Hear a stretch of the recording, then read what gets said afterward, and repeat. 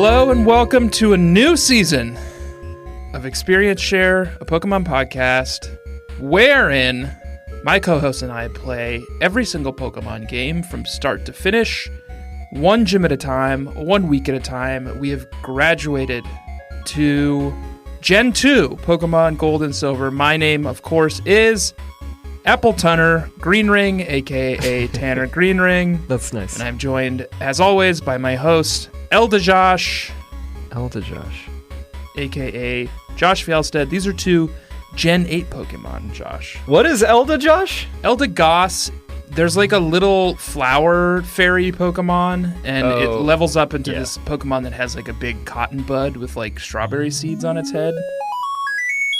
You seen that one? I saw the first form looks like a bouquet. Yeah. I didn't like it. It looked weak. Yeah. And then Appletun. Oh, I like Appletun. There's a little dragon Pokemon that lives in an apple. And if you feed it a good apple, it grows like a thick butt. Yeah. And then it turns into like a dragon with a thick butt. It's like a big pie. It looks like Pete's dragon, but like that fell asleep in a pie. I'm looking for one of those right now, actually. Oh, really? I've got one. It looks fun. Although I like Flapple. What is it? Flapple? Flapple's the other one. The flying one. I think Flapple's design is kind of gross. Dumb name. But I don't know how to say this. I like both Appletun and Flapple in spirit, but I don't like either of their designs. It's like too fruit forward, if I may. It's like a wine. Could be a little drier. One of them's got a thick butt, too, which is weird. So we're starting a new game, Josh. Yeah, I mean, and you were already trying to steer it into a sexual territory, but we're not going to do that yet. I'm not. Not me. The creators of Pokemon are doing that. I am a vessel. And believe me, we're all in for a treat in this season because we're in full color now. Oh, yeah. It's good to be back. In living color. You're too young for that, right? I know. It's where I know what it is. I think Fireman Bob, Jim Carrey got his start. No, the Wayans brothers. The logo. Fly Girls. It's like a yellow logo with some cursive, flowery kind of font. I don't think it is. Yeah. Anytime you reference, we're basically the same age, and yet the movies and TV shows that you reference are like the fucking golden age of television. I'm 5 years older than you, and I feel like that 5 years is big. You know? That's a big leap, 5 years. I guess. It was enough for you to be a Pokemon fanatic and me to be like a Pokemon like casual. So that's a lot of years. I guess that is one of the many things that I'm learning in the course of this podcast. We started new games, Josh. We put Pokemon Red and Blue behind us. We put Pokemon Snap behind us. We are now on Gen 2, Pokemon Gold and Silver. We're in the Johto region. Traditionally my favorite generation. I think this is known as the best gen. I would hope so. I think a lot of people cite it as their favorite. I've never played it. This is a whole new Pokemon experience to me. Oh. And it's great. You get the continuity at the end where we get to go back to Kanto. I can't wait. But in full color. And that's where a lot of the Pokemon I'm allowed to use are, so. Well, first, we should say, which game are you playing this time? I'm playing Pokemon Gold. It's got a big bird on the cover. A very nice looking bird. It looks like a piñata. And I am doing Pokemon Silver, which has a little bit of like a flying beluga whale. Lugia. That's another one of the ones where like, who knows how you say it? What's my bird called? Ho-Oh. Ho-Oh. That's funny. Is it a legendary? Yes, they are both legendaries. And is Luigi? Yeah. Luigi is also. Okay. Tell me a little bit about your character in this game. Who is he? Where's he from? He or she? Who are they? Where are they from? I had a debate, and I even brought Bobby, my husband, into it because I wasn't sure if I needed to adopt a new personality or if I stay the course, and I build up basically an expanded universe. Okay. So I've landed on a middle ground. And we'll see. I don't want to fully commit yet, but I do feel like it sounds pretty good that we're going to just be running with the classic rivalry. It's Joshua and Greg. We're back. Wow. You have a new mom. You live in a new place and you have a new mom. Yeah, it's a little bit of a, if I may, a Legend of Zelda-esque situation where this is a Joshua... Splintered timelines. Yeah. This is a Joshua who has been born into a new body. This is like the hero dies Joshua. Yeah. So like at the end of Ocarina of Time, that Joshua died. So this is the Joshua that exists in Johto. That's right. Yeah. And time does pass in between Gen 1 and Gen 2. So you don't know where the original Joshua, what he's gotten into, if he's alive. He might be like a hero or a villain. Yeah. I suspect he's a villain. He might pop up in my game.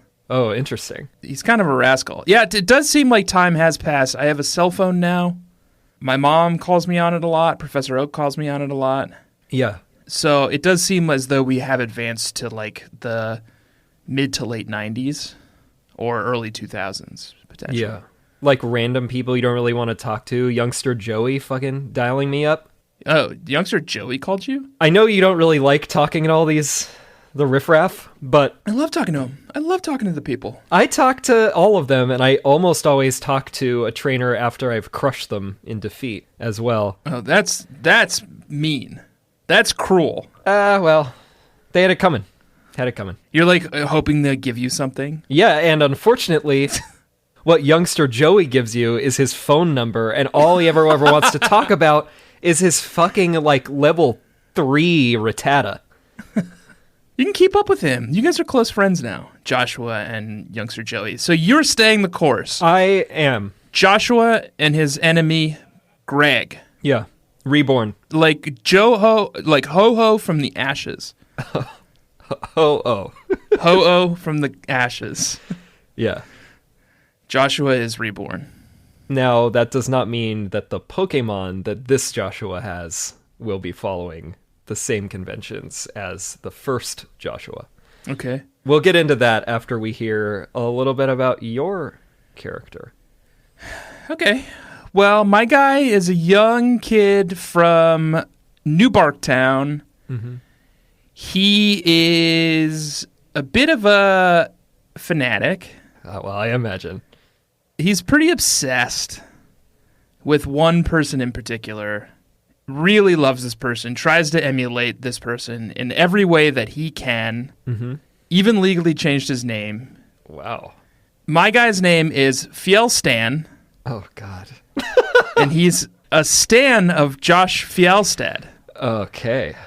Now, this guy I like. He's Josh Fjellstad's #1 fan, and he loves him so much, and he just wants to be like him, and he wants to, like, emulate everything that Josh Fjellstad does. So that's kind of his thing.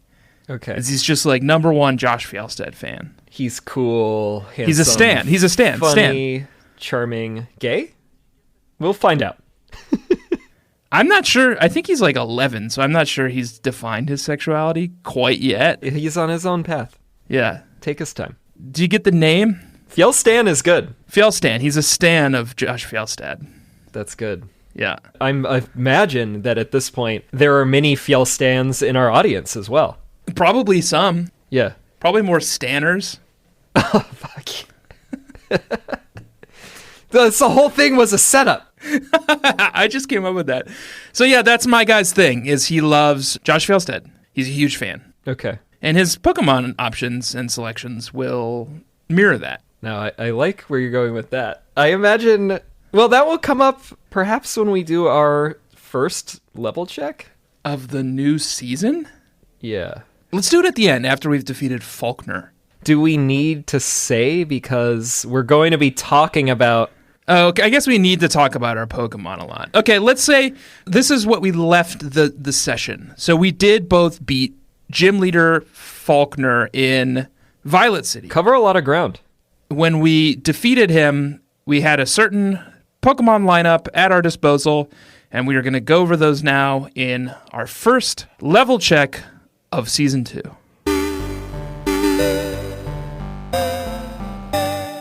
Wow. Okay, Josh. Tell me a little bit about Joshua's Pokemon. This Joshua is a little bit of a stan himself. And maybe it's because he started his journey in the holiday season and he's very inclusive. He's a little bit of a pop culture junkie. Mm-hmm. So he was watching an episode of a certain early 2000s well-regarded classic TV series Oh, yeah. What are you going to say, like Alf? I was going to say that geek show, but I literally could not think of the name of it. Freaks and Geeks? No, the bad one that everyone hates. Sheldon. Bazinga. Oh, Jesus Christ.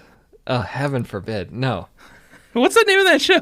Big Bang Theory? Big Bang Theory. No, I'm not that ironic. Your guys are all named after Big Bang Theories. We've got Sheldon. We've got the guy from Roseanne. The one woman. Yellow-haired lady. No, I wouldn't be able to live with myself. Brown-haired lady from Blossom. I had to respect my mons. I mean, Joshua needs to respect his mons. Yeah. You have to separate yourself from the role. Right. Or else you're going to go like full Jared Leto if you don't. I'm the ephemeral Josh in the sky. Oh, that's nice. Yeah. That's a lovely mental image. I thought so. No, this Joshua is less a student of history and more of a student of the contemporary and the teen drama, one might say. And he was watching Chrismica, the episode of the OC. It's weird because it's the character you're playing, Joshua, is a huge OC fan. That's right. Okay, because I happen to know you, my good friend in real life, Joshua, is also a huge OC fan and have, I think, maybe like a young adult novelization of the book framed. I do, yeah. No. I have framed original little flyers that they gave out at the premiere. Okay. But I also have The Misfit, a novelization that's about Seth Cohen, who is my favorite character, obviously.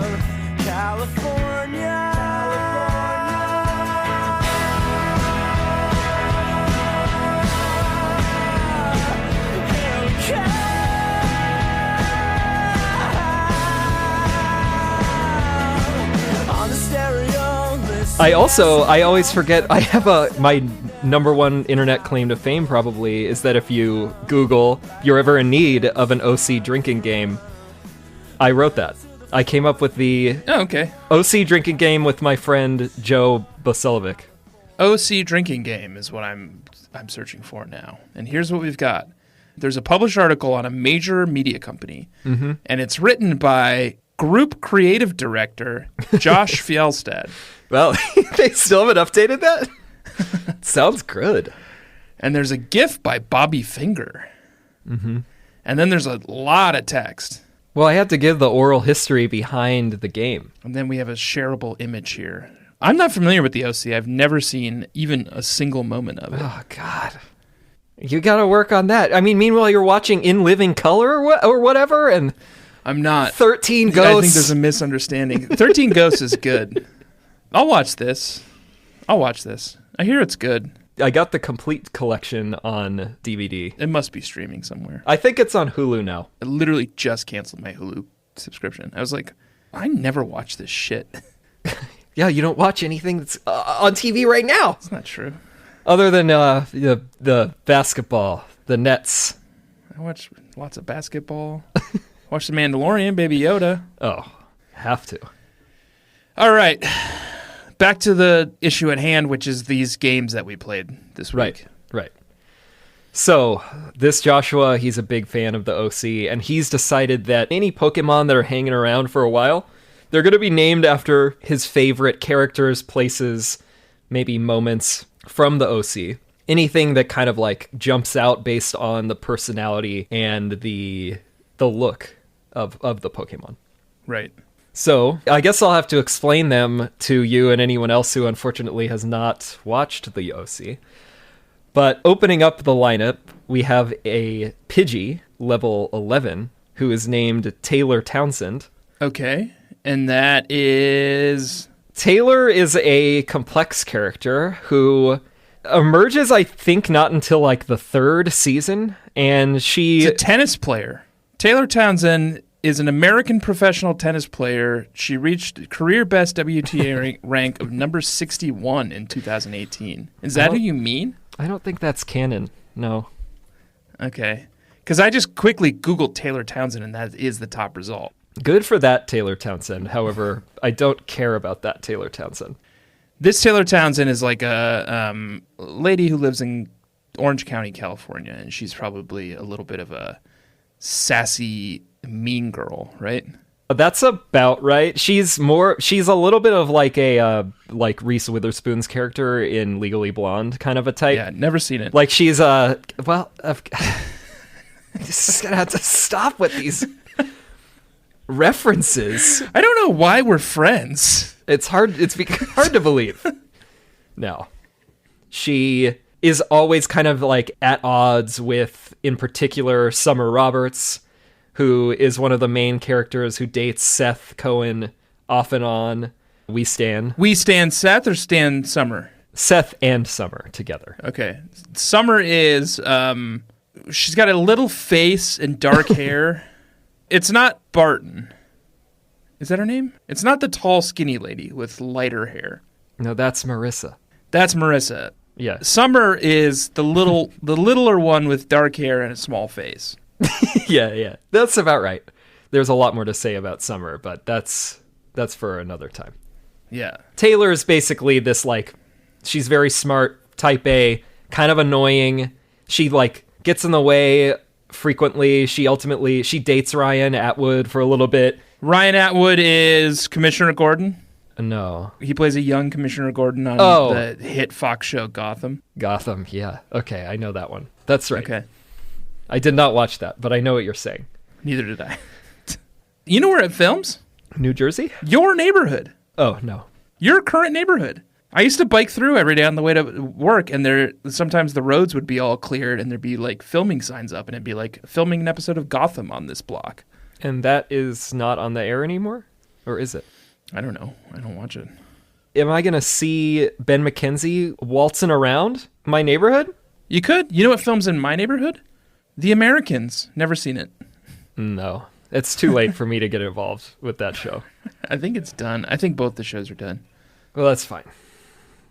So, Taylor. She's kind of a mudslinger. I named the Pidgey Taylor because Pidgey starts off very obnoxious. He's got sand attack, but eventually evolves into Pidgeot, this very beautiful, kind of like dignified, a little like you get it.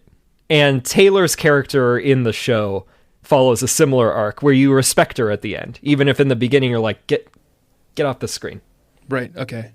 So we stan Taylor, we stan Ryan, we stan Summer. Yes. Okay. Ryan, Seth, and Summer are not in this yet. Okay. But these are all named because they have a chance of, like, hanging around for a bit. So, number 2 is Rattata, and Rattata is named the Rat. That's impenetrable. That's a reference. For me, that's impenetrable.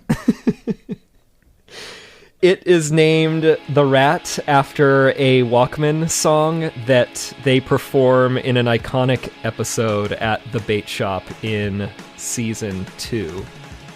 The bait shop being a local hang. The bait shop comes up frequently throughout the series. It's like a bell house for those New Yorkers around here. It's basically like a grungy, like indie rock, dark venue. Okay. And The Rat is the best song that the Walkmen play in that episode. I mean, the Walkmen are also one of my favorite bands. So it's not my favorite song, but it is a good song. And the Rattata is the Rat. And he's level 9. Okay. None of them are that deep. The rest are pretty straightforward.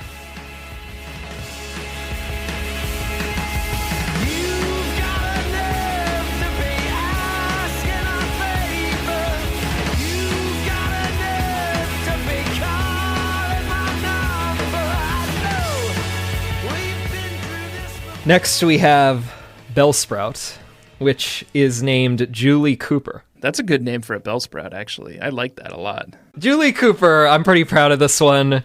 Bellsprout has a big mouth. It's a little, like, poisonous vibe. Kind of getting into trouble. Might get its vines eventually, once it evolves. Might get its vines wrapped up in some trouble. Right. And Julie Cooper is Marissa Cooper's mom. She has a tangled web of romantic relationships.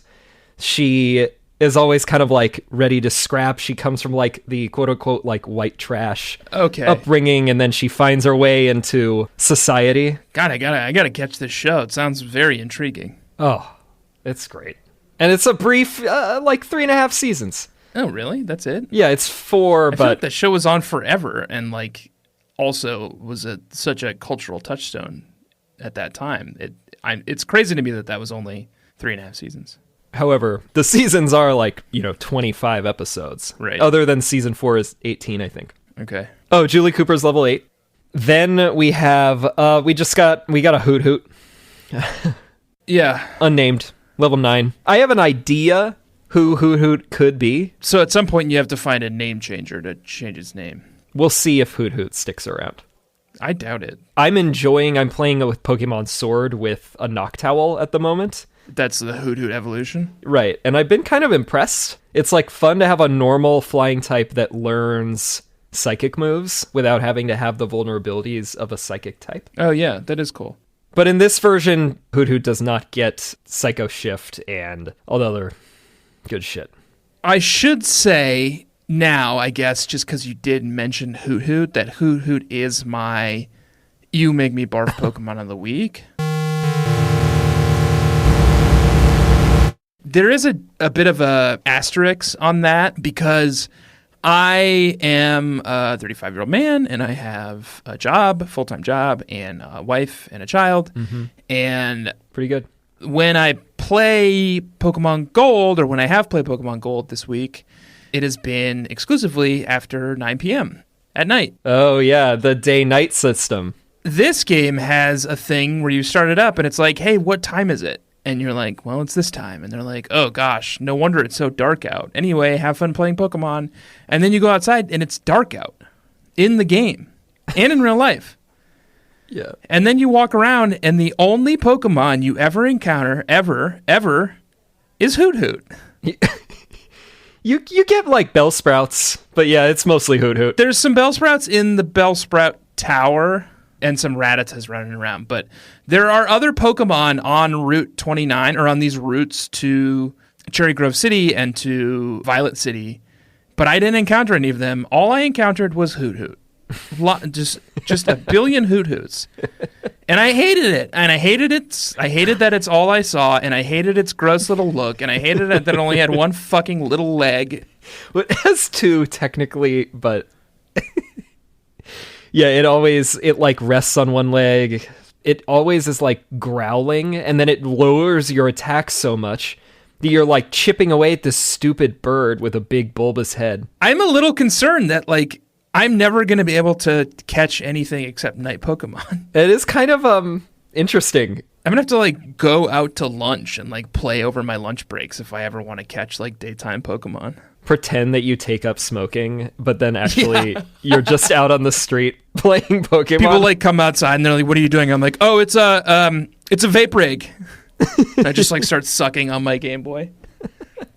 Because there are Pokemon that I could have caught on this journey, but the opportunity never presented itself. I'm sorry. I think Hoot Hoot is that's an You Make Me Barf. Yeah, definitely. I never liked Hoot Hoot. I only have one on the team kind of out of desperation. I wanted to fill the slot. Oh, you've got a full 6-man crew? Yeah. Already? Yeah. Wow, okay. And they're good levels. Okay. We haven't even gotten to my starter, which is the next one. Oh, right. I guess we hadn't even talked about a starter yet. My starter is Totodile, water type. Yes. I actually did not make him my sweetie, but I kind of feel like now I should have when I'm thinking about the sprite. But it's a cute little crocodile. Little cutie. But he gets uglier from there. You don't like the evolutions? He's got like a snarl to him, dark eyes. You don't like kind of a dum-dum, you can tell, and he gets dumber and stronger with each evolution. Okay. And for that reason, I named him Luke after Luke Ward, who is the blonde-haired kind of like surfer, like jock dum-dum in the OC. Okay. He has a robust story arc. You fill out his character. But in the pilot episode of the OC, he's the one who gets enough scrap with Ryan Atwood, and he's the one who punches Ryan. I have to understand that Ryan's a bit of a bad boy, though, right? He's a bad boy. And okay. he kind of had it coming. Okay. But then Luke takes it over the top and sucker punches him, and then he delivers the iconic line, "Welcome to the OC, bitch." Welcome to the OC, bitch. And this is how it's done in Orange County. That's a gendered insult, and we don't like that. I don't support it. Luke Ward. And no, he's problematic. And I think that Totodile and for Alligator, the final form is problematic. And now you're canceled, Luke, so congratulations. Take your little puka shell and fuck off. Okay, great. So you've already set up your main starter Pokemon as the bad boy of the crew. Yeah, at the moment. There are other bad boys in the OC universe that I can see coming into play. Well, I think Ryan's a bit of a bad boy, much as you love him. Oh, and he'll come out at some point, but I haven't seen a Pokemon yet that has inspired it. But we finally have Geodude. Gross. Where did you catch a Geodude? When you're on like Route 29, I think, when you're heading to Cherrygrove, head north a bit, there's another entryway, and it leads up to Route 46, and you can check out the bottom of it. Oh, it's like the base of that mountain? Yeah, it's similar to like that one little zone outside Viridian City where you can catch some more exotic mon. Spearow and Geodude are there, and I kind of forgot about it, and I just went up there for a second, caught a Geodude, and I was like, I don't ever really use rock types, and having a rock type this early in the game is kind of like fun. Yeah. He's got kind of like a look with his eyebrows, and he's kind of like bulky and old and kind of... I sort of like his sprite in Gen 2. He's got a much better sprite. It's a little bit better than the sprite in Gen 1. Much better. In fact, I think the sprites are kind of across the board in Gen 2 feel a lot better to me. Oh, yeah. I don't know if they just like jammed more like data into the pixels or something, but like everyone felt a little more full. A lot of Pokemon who I would have considered untouchable in the first generation, like Geodude, for example, became attainable this generation because of the improvements. If you ever had to like go through and redefine who all of your sweeties were, you might want to reconsider some of them. I think so. Okay. That's good to know. So Geodude is Dr. Roberts, Summer's dad. Dad, I assume, yeah. And he's like this... Guess it could have been mom, and that's on me. Dr. Roberts could be a woman too. So. That's true. Canceled. Fuck. Already canceled. Dr. Roberts, he's like old, he's a little like mysterious and kind of like sensual and he's got like a daddy vibe. Okay. He's a daddy vibe, and I kind of get that with Geodude. So you're telling me that you've got a sensual daddy type Pokemon on your team. Yeah. You're really speaking my language now. Yeah, it kind of started to take root over the course of the past like 10 episodes of this thing. I'm really seeing it now. Yeah, I mean, they're very sexual games. So that's what we got. That sounds like a hell of a lineup. And Dr. Roberts is level 11. Great. So, my guys. Yeah, what have you got? So, Viole Stan, in preparing for this season, I got in touch with Viole Stan, and he asked me, Tanner, you know Josh Fjellstead, right? And I said, yeah. And he said, okay, will you do me a favor? And I'm only dedicated to the Pokemon that Josh Fjellstead truly loves and considers his sweeties. So can you ask him to get me a list of Pokemon from Gen 1 and Gen 2 that he considers sweeties? And that is the only Pokemon that I will allow myself to catch and use in the Pokemon Gold game as I'm living this experience, because he is a character in the game. And I said, yeah, I'll do that. Joshy was happy to oblige. So you sent me a list of sweeties. That's right. It's 81 Pokemon from Gen 1 and Gen 2, and you've even done the math. You said that's 32% of the available Pokedex. Right. So that's pretty good. This is the 81 Pokemon that I have access to while playing Pokemon Gold. That's right. But when I was inhabiting the role of Mr. Squirt, I ended up feeling a little guilty and a little bad for not sticking to the brief, because there was times in Mr. Squirt's run in Kanto where he had non-water Pokemon on his team. Right. That's not his thing. He's Mr. Squirt. It's all water-type Pokemon. And Viole Stan, his thing is just sweeties. Yeah. So I am disgusted by any Pokemon that's not one of Josh's sweeties, and I will not catch or have on my team any Pokemon that's not one of Josh's sweeties. Wow. Yeah, you already took it to the extreme. I like it. Luckily, there is a starter Pokemon available to me in Gen 2 which does qualify as one of Josh's sweeties. And its name is Chikorita, and that's who I picked. Good. And then the only other Pokemon I encountered, Josh, were Bellsprouts, Hoot Hoots, and Rattatas. So guess what? I have one Pokemon. Okay, two things. If you were hunting in the daytime, there is one that you would be able to get because its evolved form is a sweetie. I think you should outline a few more of the bullets, and maybe we'll put this on the Twitter as well. The qualifiers for the sweeties. I don't know who you're talking about. Sentret, which is like a little squirrel golfer type thing. Oh, it's got like a little ring on its belly. That evolves into Furret, and Furret is a sweetie. I did not encounter one of those because, as I said, I only play at night. That's your so problem. I only have one Pokemon, access to one Pokemon right now, and it's Chikorita. And actually, it's not Chikorita because guess what? Yeah. When you only have one Pokemon, and that Pokemon is powerfully weak against the very first gym leader you encounter, Yeah. you have to do a lot of fucking leveling. So I don't have a Chikorita. I have a Bayleaf. Oh, look at you. What level is it? 20. I have a level 20 Bayleaf. And it's named after a character from Josh Fjellstad's favorite game. And all of my Pokemon will be named after characters from Josh Fjellstad's favorite game. Although, now that Fjellstan has heard about this OC thing, he might need to reconsider his naming convention. You can't have the same name pool. Why not? He's your biggest fan, Josh. You don't even know the personalities of the characters. Well, anyway, for now, he's sticking to the names of characters from your favorite game of all time. And this sweet Bayleaf is called Gorgo.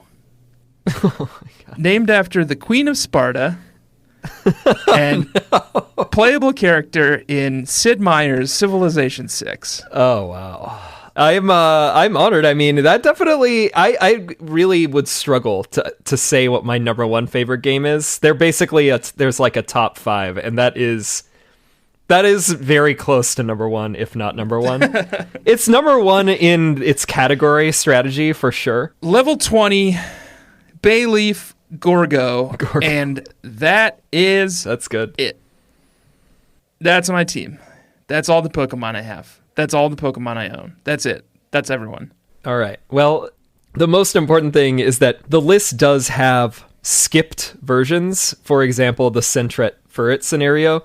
And so if there are skipped pre-evolutions or evolutions, that doesn't mean the whole line is rendered invalid, but only that you can't battle Joshua or the Elite Four with the specifically excluded evolution. So you can have a Sentret for a little bit. Okay. But you had to just get to the Sweetie version. And if the Sweetie version is a like mid-tier evolution, but the final one is not, I would have to cancel the evolution. Yeah, and they have Everstones in Gen 2, which the Pokemon can hold, and that means it won't try to evolve anymore. Perfect. So that's an overly complicated way to do this, and it's going to be a real pain in the ass, especially because I am restricting myself to only catching Joshy Sweeties. Yeah, it's going to be... Oh, it'll be interesting. But it's a good mix. You'll get there. The beginning's going to be rough. It's weird because I feel like we just did 10 episodes of a fucking podcast and you did a whole bunch of your sweeties and I'm not seeing some of them on here. No, all of the sweeties that I nominated in the first generation are on the sweetie list. I checked that. Oh, really? Experience Share episode 9, November 26, 2019. Josh's sweetie, Mewtwo. Yeah, but that's excluded by the number one rule on the list, which is no legendaries are part of the list. So you're not allowed to have legendaries either? No. Okay. I generally don't try to have legendaries. It makes it too easy. Yeah. Okay, fine. Well, I'm also looking at later down on this fucking episodes list, Josh. Yeah, I know. I already realized one of them. But we were just talking about how, based on the sprites in this game, I'm already having like second thoughts about some of the sweeties. Yeah. And one of them is already the sweetie in this episode. You're going to have to add it to the list. You're going to have to amend the sweeties doc. We're allowing that? If you have new sweeties or if a sweetie drops off your list, You want a dynamic list? Fjellstand lives and dies by Josh Fjellstad's sweetie picks. Okay. Well, let's get into the game, and then I'll reveal who the sweetie is who will apparently be added to the list. But first, we'll take a quick break. Now that you're back in the atmosphere with drops of Jupiter in your hair. That's good. Thank you. So, the journey begins again. New Bark Town. Our hometown. Nothing much going on. Turn off the episode of the OC I'd been watching and just go out there. Say goodbye to Mom. Mm-hmm. Gotta go visit Professor Elm, who we have some sort of relationship with. Although it's weird because like the game starts up and it says, "Hello, I'm Professor Oak." And it's just Professor Oak again. I don't even know what Professor Elm looks like. Yeah, we never get the close-up. They have different haircuts on their little sprites. They have different like mini sprites. Yeah. And then Professor Oak is standing next to this like brown blue Pokemon. It looks like Pikachu, but like blue. It's like, what? Oh, that's one of the sweeties. Meryl. Is it water Pikachu? Basically. That was the speculation before it came out, is that they were like, oh, there's a water version of Pikachu. They're like technically unrelated, but like, they pal around. They pal around in like the anime. So yeah, we leave home and we go up to Dr. Elm's, Professor Elm? Professor Elm's, Professor? Yeah, Professor. They're always a professor. Professor Elm. Well, I don't know. I didn't want to do it. Here's two things I don't want to do. Misgender Professor Elm, because I'm not sure if they are a man or a woman or non-gendered. And I don't want to mislabel Professor Elm, because what if they're a doctor and they'd prefer to go by Dr. Elm, So that's true. I'm just trying to be sensitive to Elm's worldview, but Elm does give you a Pokemon. He's very kind. And tells you to go to, well, they're very kind, Josh. They're very kind. They tell you to go to the next city over and do some bullshit. Oh, visit. We had to meet with Mr. Pokemon, which is that his real name? I mean, I suppose there's people in the world whose name's like Mr. Animal or like Mr. Bird, Yeah. It's conceivable that there's people in the Pokemon universe whose name is Mr. Pokemon. I mean, there's got to be a like Mr. Frog, Mr. Do you think there's a Mr. Frog? Do you think right now on this earth there's someone called Mr. Frog? Or Miss Frog? Or Miss Frog? Just someone whose last name is Frog. Surname Frog. And it would count if it's like 2 G's, I think. Frog? Oh, so perhaps the pronunciation of his name is Mr. Pokémon or Mr. Mr. Pokémon. Yeah, Mr. Pokémon. So there are frogs, and they live in the Virginias. Okay. And they're apparently farmers. Sure. So Frog is a surname in the United States. So conceivably, this is just a surname that he has, and I'm sure he's constantly being like, "Oh, I actually don't even really care for Pokemon that much." Like I'm sure the Frog family does. So Professor Elm or Dr. Elm wants us to go to visit Mr. Pokemon because Mr. Pokemon has some sort of discovery that he needs. And like always, these adults are sending 11-year-olds to do their bidding. And giving them Pokemon, which feels like a big responsibility. Professor Elm points out, look at these 3 rare Pokemon I have. You can have one. You know what I would say if I were me in that situation? I'd be like, can I have 2 of these rare Pokemon? That's dignified. Not 3, but 2. Professor Elm, you can have one, and I'll take 2. Because I need to go run this errand, and you're just sitting around a lab. Right. Like, what if I get attacked by Hoot-Hoots out there? It's the middle of the fucking night. And you do. Yeah. On my way, I noticed there was, like, some guy with, like, cool-looking hair and, like, a punk vibe leering into the window of the lab. And I didn't like that. Yeah, I noticed him, too. He's a creep and a jerk. I tried to check out what was going on and, like, said, hey, and he just pushed me. He pushed me, too. So I ran this errand for Dr. Pokemon, Mr. Pokemon. It was like I had to go pick up an egg? Well, you have to travel for a while. You do Route 29, you go through Cherrygrove City, don't have time to do anything but heal your Pokemon. And then you just keep going north up, I think Route 30 he just lives in like... the middle of nowhere. The woods. Yeah. Who is he hiding from? He's like the Unabomber. He's like off in the wilderness, you know? Yeah, it's like this D.B. Cooper. Oh, he landed in Johto. D.B. Cooper landed in Johto, yeah. So they could never figure it out because he's Mr. Pokémon. Mr. Pokémon. So he gives you a package. He is hanging out with Professor Oak, so we see him. And Professor Oak also, after you have the interaction with Mr. Pokémon and Professor Oak, they're like, oh yeah, here's this super rare egg, we don't know what it is. Go take that to Professor Elm. And then Professor Oak's like, listen, I'd love to join you. I gotta go to record my radio show in Goldenrod. Take a Pokedex too, whatever. Is your phone and the Pokedex the same thing? It's all part of the Poke gear. Yeah, and it's also a vape rig? Definitely. Vaping is in this generation. Yeah. Also, podcasts are in, obviously. Professor Oak is like, he's a podcaster now. Right. Goldenrod is the podcast capital of Johto. It's the Brooklyn of Johto. So he gives you this package. You head back towards Newbark Town, and on the way, you're assaulted by that same mischievous boy with the long red hair, the villain. Mm-hmm. And it's then that you learn who they are. They've made off with one of the other unselected Pokemon from Dr. Elm's lab. He insists on battling you. Right. And it's then that you discover who it is. For you, it was Greg. Yes. Born again. Your star-crossed, born-again archenemy. With better hair. Better hair, to be fair, this time. His hair is a lot better. Cooler look. Is it cooler? He's got like a long red bowl cut. It's a little posery. Who are you trying to be? A Ponyta? Yeah, who are you trying to be, Bonita?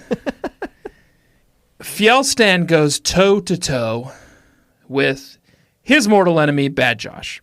Oh, Bad Josh is back? Bad Josh is back. Bad Josh offspring? No, it's the same Bad Josh. He's changed up his style a little bit. He's changed up his hair a little bit. He's a little older. He's a little wiser. A little more dangerous, you know? Yeah. He's not just saying people smell anymore. Now he's stealing Pokemon.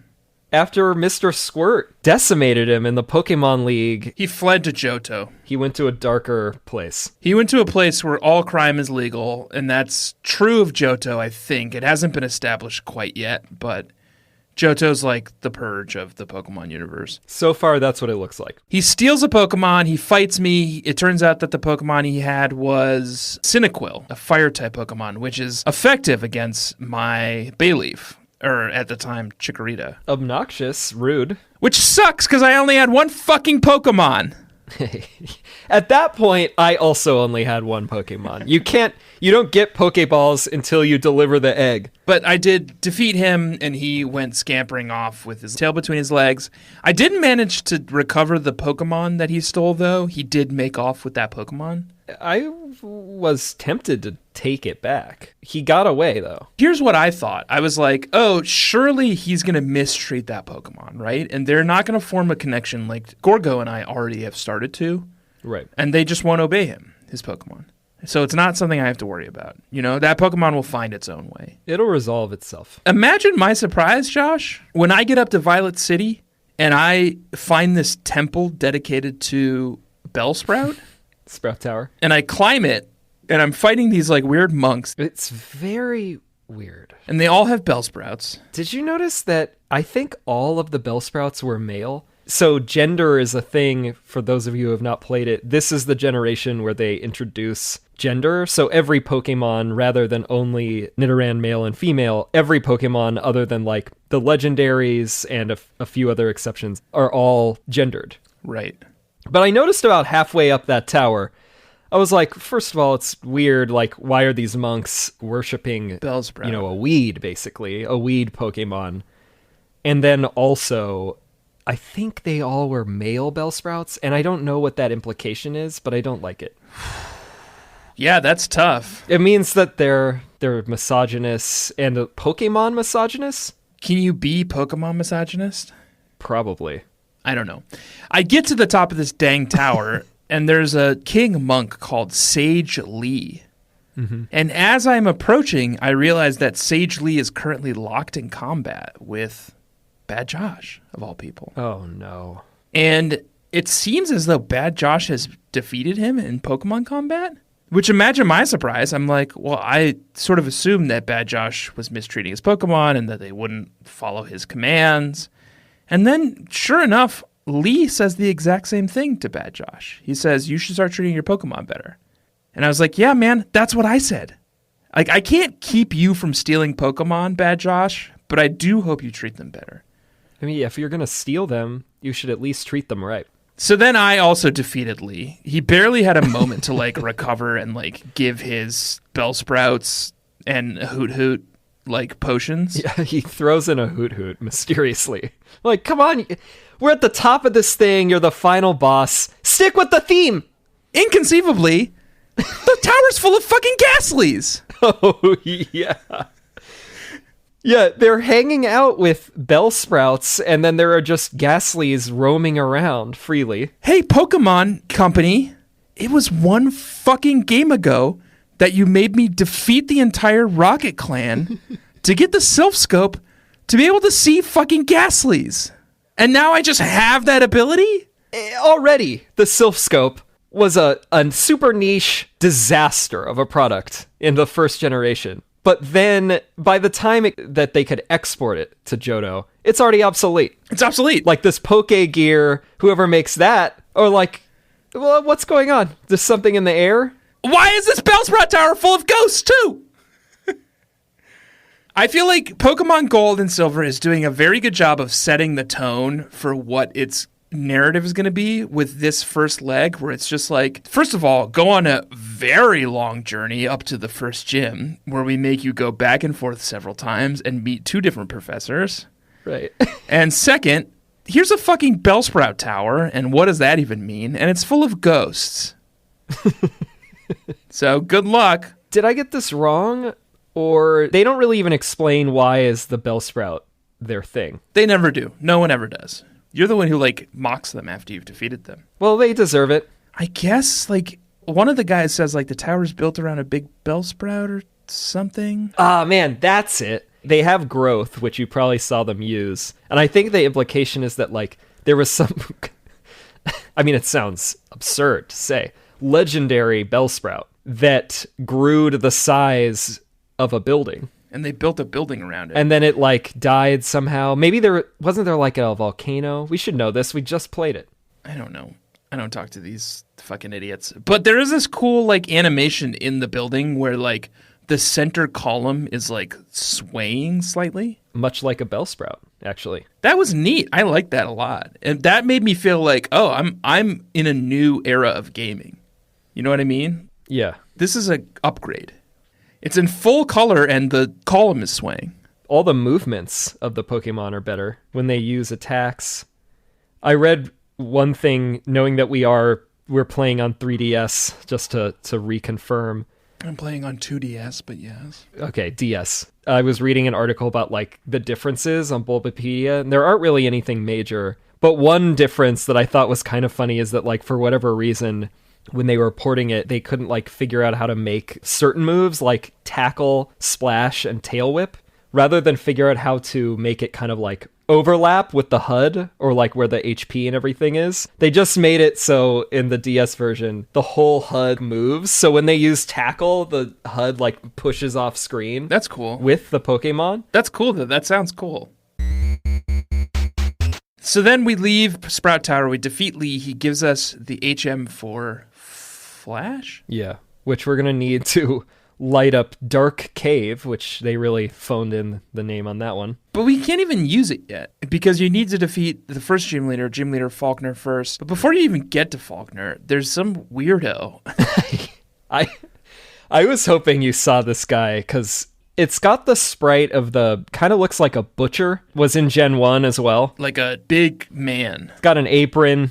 Big cheeks, man, yeah. And he's hanging out in the middle of Violet City, and Joshua went up to him. because a lot of those sprites in Gen 1, they give you Dream Eater, they give you some free shit. So I engaged him, and he just... started spinning? He spun around. He started walking really fast and spinning, and I didn't understand why. And it turns out that he's just, like, the head of the Pokemon Academy. His name's Earl. Yeah. And he's the head of the Pokemon Academy, and he's just like, come to my Pokemon Academy. And you follow him very quickly, and he's doing this, like, spin move. It's like he's trying to lose you, but you do follow him to the Pokemon Academy, and then you go inside, and it's just like nothing. It's like nothing happens. You go in, and everyone's just like, I'm at Pokemon Academy. Yeah. It's like, okay, well, where's my Dream Eater TM? Exactly. That's what I came here for. And instead I get like a whiteboard that's like, here's what being paralyzed means, or like, here's what this berry does. I'm like, this isn't my first fucking rodeo. I can figure that out. Earl.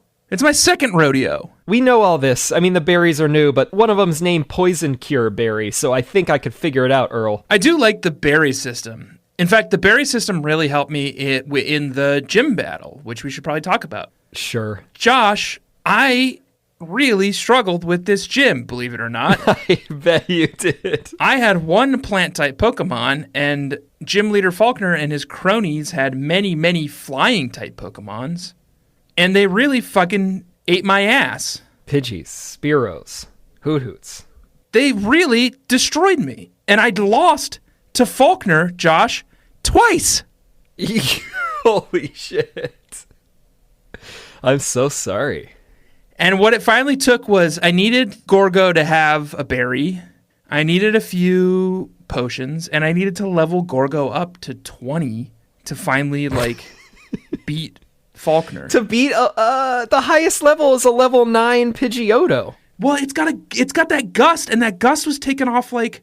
so the first two times I faced Falkner, Bayleaf was, like, level 15 or 16 or something like that. And every time Pidgeotto gusted it, it took off like a fucking fifth of its health. Yeah, which is an important change that they finally made Gust a flying type move. It was normal in the first gen. And it's like, this is obviously a flying move, and they finally did it. It sucked for me. Gorgo had to go and learn like poison powder and a couple other like useful things that would finally like help me take down Pidgeotto and just have like enough HP to survive that many gusts. Right. So yeah, it was a fucking struggle for me, and I imagine it was a cakewalk for you.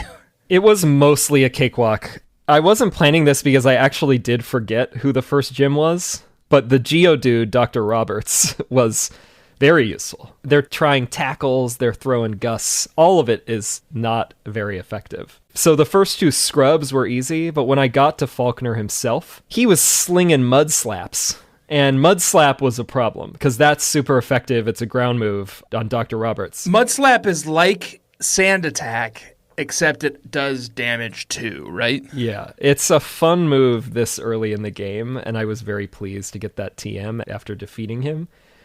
But once the Mud Slaps were flying around, I took out the Pidgey, and then the Pidgeotto took out Dr. Roberts, and then I just brought in Luke, the Totodile. Just scratched him. Right. And it was fine. Did you lose twice? No, I beat him on my first try, and I said to Falkner after all that, I was like, well, I bet your father's not so proud of you now, huh? You little trust fund baby. Okay. So you've got like an agenda against him or something? There's a guy standing outside of the gym who is like, oh, like Falkner inherited this gym from his father, but I like love what he's done with it. Oh, okay. So this guy's not got any talent. He's just inheriting this thing. Right. And I proved that he has no talent. You defeated him. Took that mud slap, and I taught it to Taylor Townsend, my Pidgey. And I should say that Pidgeotto, before we get too far ahead of ourselves, is Joshy's sweetie.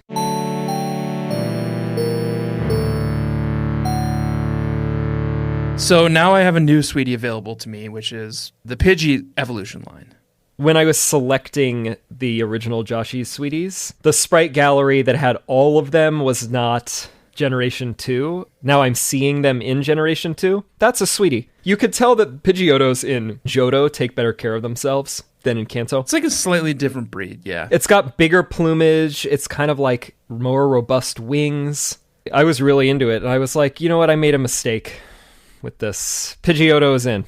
So we're going to make our way up to Azalea Town and take on Gym Leader Bugsy. Bugsy. For the Hive badge. Guess what Gym Leader Bugsy's thing is? Bugs. Josh? Bugs. Bugs. Guess what bug-type Pokemon are super effective against? Grass. Plant-type Pokemon!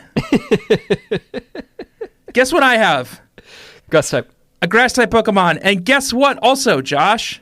What? When I defeated Falkner, Falkner said, now Pokemon up to level 20 will obey you.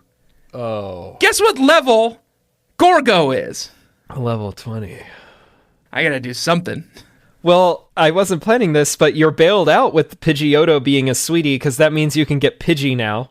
Yep. And I think Pidgey evolves at level 18, so that's fine. And then you can get Sentret if you play during the day, Yep. which will evolve into Furret, and then that's cool. So that's gonna have to be the plan. Yep. Good luck. Thank you. That's it. That's this week's episode of Experience Share. It's a Pokemon podcast. It's season 2 at last. We're in Johto. There's no going back now. And there's no going back on this whole podcast if you're still here. So we encourage you to tell all of your friends and your family and your colleagues, and in particular strangers on the internet, via rating and reviewing on Apple, following on Spotify, starring it on Stitcher and Breaker and all of them. I don't care. Do please rate and review on Apple Podcasts, though. It is very important. And follow us on Instagram or Twitter if you'd like. Josh picks his favorite little bit from each week and does like a little audiogram where you can share that with friends. And then we have a new thing that we're doing where if you're a visual learner, we'll be doing the level check visually each week so you can see which Pokemon are which and what level they are. Keep an eye out for those on both our Twitter and Instagram. Both are EXP Share Pod. That's right. I will see you next week in Azalea Town, Joshua. Smell ya later. And bug catchers, I will smell you later.